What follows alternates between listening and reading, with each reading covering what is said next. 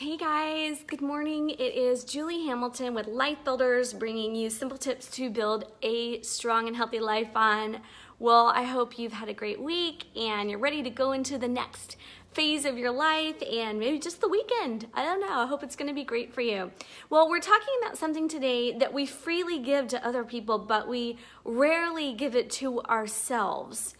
And have you ever noticed how we're really hard on ourselves? If we fail, if we mess up, if we do something wrong, we go through a hard time, we tend to be so hard on ourselves. Do you ever notice that? We're like, come on, get it together. Let's do this. Be more grateful, be more whatever, be more whatever.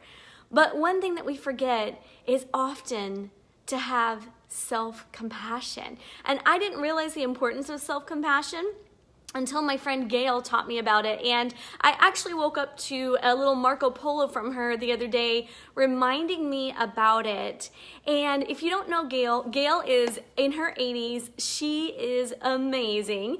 And it's like, I want to be like Gayle when I grow up. She Marco Polo'd me, guys, So it's like, I want to be Gayle when I grow up. But she is incredible. And she has written this book called Live Free. And it's all about self-compassion. And she was reminding me the other day, Julie, you need to have compassion on yourself, but it's not just having compassion. I want to show you the question that she asked that will help us have compassion for ourselves. And I have to take you back to a story where I first learned this and where this concept really helped heal me from a very traumatic experience. Good morning, Abby. Great to see you. About 4 years ago, I was dropping my daughter off. She had a history day, history project day at her, classes. And so I decided, well, Livy and I will go get lunch. And we went to a popular spot there in St. Helena called Gott's. Well, the line was really long. And so we were standing back by the fence, which is right next to the street. And at that time, there was also a couple visiting Napa Valley, and it was their day of their first anniversary. They had 3 little babies at home. They had gotten married 1 year ago that day at the Harvest Inn in St. Helena, and they came back to celebrate. So they were there celebrating their anniversary, wine tasting, and all that stuff. Well, there was an accident, and in the accident, it was box truck meets bicycle. And it did not go well for the bicycle or the lady on the bicycle, as you could imagine. So that accident happened right when we were standing there at the fence at Gott's, if you know how it is arranged. They're coming out of the winery there. And so that happened right where we were standing. And it was quite traumatic. It was something that you would never want to see, you would never want to hear. I don't want to go into the details because I don't want to put that on you. But it's just, and we couldn't leave the area. We had to stay there because they were doing the investigation. So we're stuck there. And then after that, they said, okay, you can go pick up Miranda. She's about half a mile away. So I get in my car and I drive, and believe it or not, I got in a car accident. I was driving down a very narrow road, and this lady opens her driver's side door into my car, the front of my car, and I basically ripped the driver's side door off. And I think we were all so traumatized. I just stopped and the car, and I ran to her, and she was sitting there in her driver's seat with no door, just kind of holding the handle in shock. And I gave her the biggest hug, which is the weirdest reaction I've ever had, but I gave her the biggest hug, oh my gosh, I'm so glad you're okay, because I thought, I had hit a person.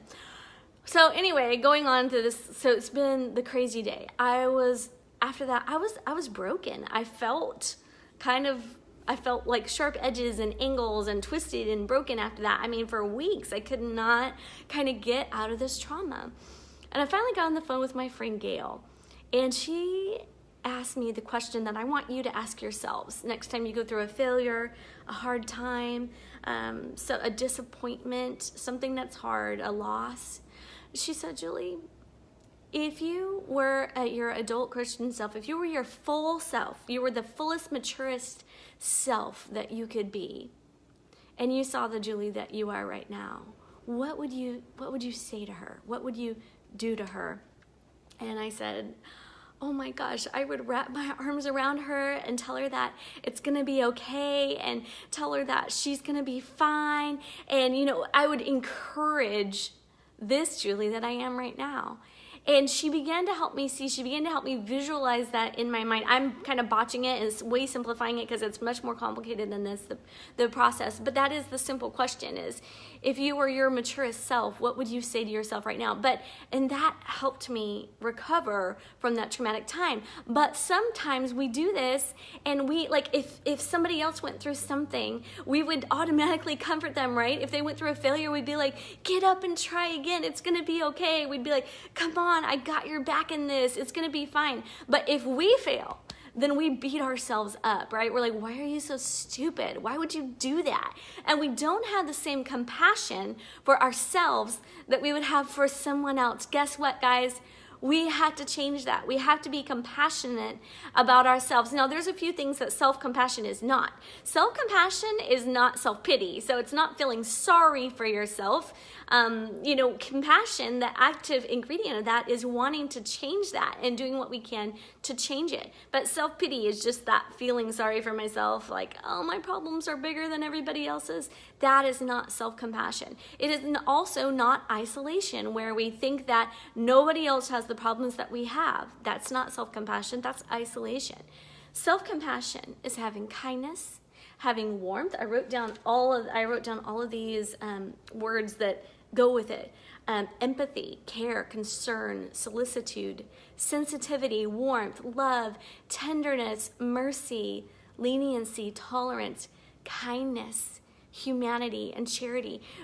Self-compassion has to do with recognizing our humanity and knowing that we fail, knowing that we learn lessons, knowing that things don't go the way that we want to, knowing that we're going to have loss, and knowing that it's okay. It's okay to feel sad if you have a loss. It's okay to be broken if you go through something traumatic.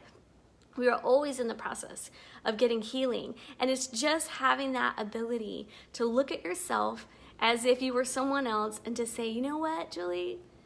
It's okay. I'm going to put my arms around you and it's going to be all right. We're going to do this together. So I just encourage you with that this morning to think about self-compassion. Are you having compassion on yourself? Are you being kind to yourself?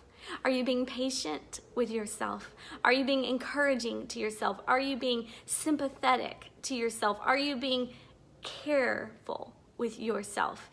And ask yourself, if I was another person, how would I treat this situation? So that's just a thought, and I hope that brings you a lot of healing. Read the book. It's called Live Free by Gayle Belanger. Belanger? I don't know. Belanger. I just call her Gayle. So, but you can look it up on Amazon, and it is going to bring healing into your life, and so will having self-compassion. I hope you guys have an amazing weekend, an amazing week. I love you very much.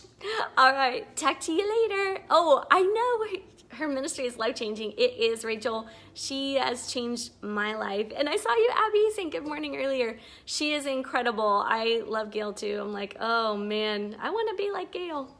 All right, love you guys. Bye.